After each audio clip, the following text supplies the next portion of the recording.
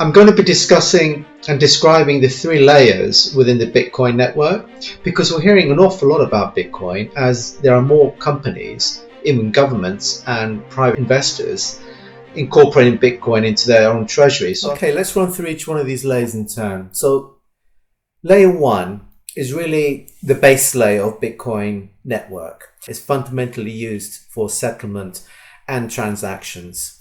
Layer two are software protocols that are built on top of layer one, mainly to improve certain functionality that are shortfalls in layer one. And then finally, layer three, these are the brand new suite of decentralized applications. So these are going to be what the end user are going to be transacting on a day-to-day basis on the Bitcoin network. So the base layer, layer one in Bitcoin, as I said, is mainly used for transacting and settlement purposes. It includes a public ledger of Bitcoin transactions. So these are the transactions that are kept resident in that ledger. It can't be changed. It's immutable. It's trustworthy. It cannot be tampered with. It involves network nodes that are used for verifying and validating transactions under this proof of work consensus mechanism, for committing new blocks, verifying new blocks before they actually get committed onto the public ledger. It's been launched in 2009, so it's been around for 15 years. It's quite new, but it's growing. But what are the issues of layer one? Well, firstly, it's very slow speed. It takes up to 10 minutes for a brand new block that contains the new Bitcoin transactions to take effect on the public ledger. So it's quite slow, and it has high transaction costs. So these are the main two issues on the Bitcoin layer one. Layer two, now these are what I call the software protocols that make some certain improvements on the Bitcoin layer one. It addresses the issues of the slow speed, so it replaces that with much faster processing speed and lower transaction costs. And achieves this efficiencies by, in effect, processing transactions off the chain, so off the layer one. It then transfers back to layer one for final settlement. So what are the examples of these layer two protocols that sit on Bitcoin? Well, these are noted here. You've got the Lightning Network, the Liquid Network, and the Omni layer. So these are the three most famous software protocols. They're going to be seamless. As I said, they're mainly there to address the layer one inefficiencies. So you've got the Lightning Network, which is really used for fast, smaller value, what we call micropayments. It also has fast transaction confirmation. So rather than 10 minutes, which is happening on the layer one, they occur in a matter of seconds, up to a minute. It also has very low transaction fee, which is very different from layer one. It's really costly and expensive in comparison.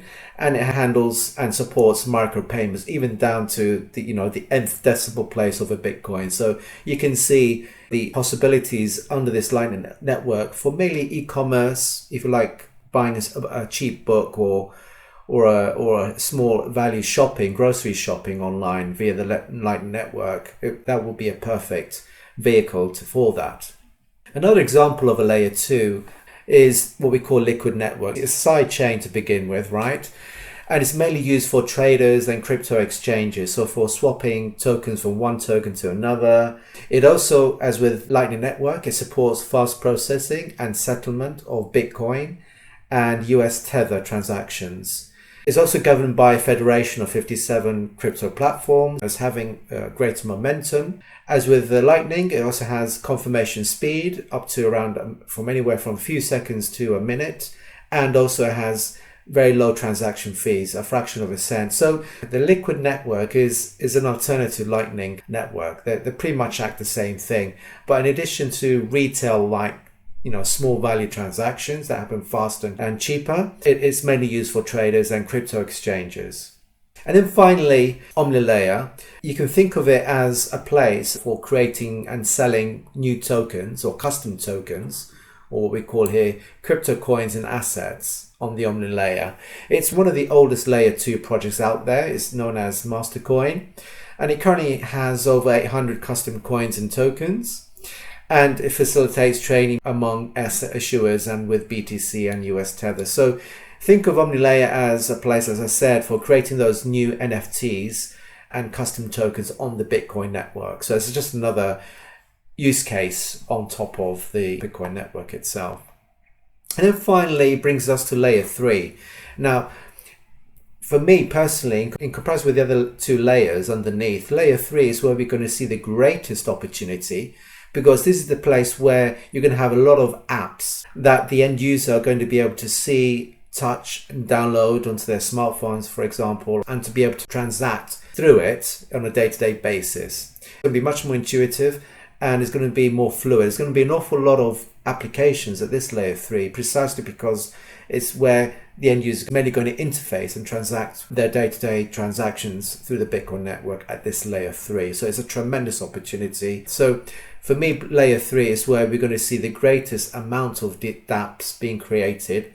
And as a subsequence of that, a lot of companies are being sprouted. So they've been created out there to launch these apps. And they're going to be like, if you think of a smartphone, download the apps, and the user is going to be freely be able to install them on the smartphones to play around with and transact with on a daily basis.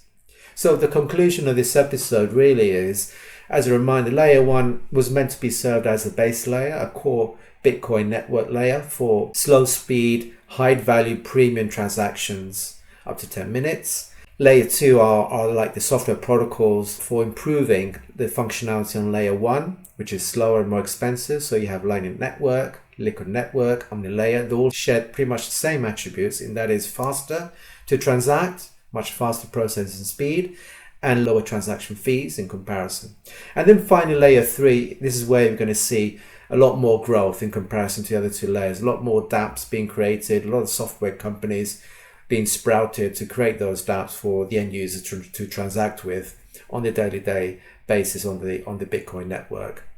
And there is some debate about the requirement, or if layer 3 is needed for Bitcoin in order to bring Bitcoin to the masses, to the mainstream, to the end users and to day. I think layer 3 has its purpose, right? Precisely because it's the only place where users are going to be able to transact and use those dApps for their purposes on a day-to-day basis. So layer 3 is going to be there, and for me personally, it's where there's going to be the greatest growth of new applications for the end users. So, and that's it for today's episode. If you have enjoyed it, please hit the like button of this video, and if you haven't done so already, please subscribe to this channel, because this is where I regularly post some high quality videos that could be of interest to you investors out there. So until next time.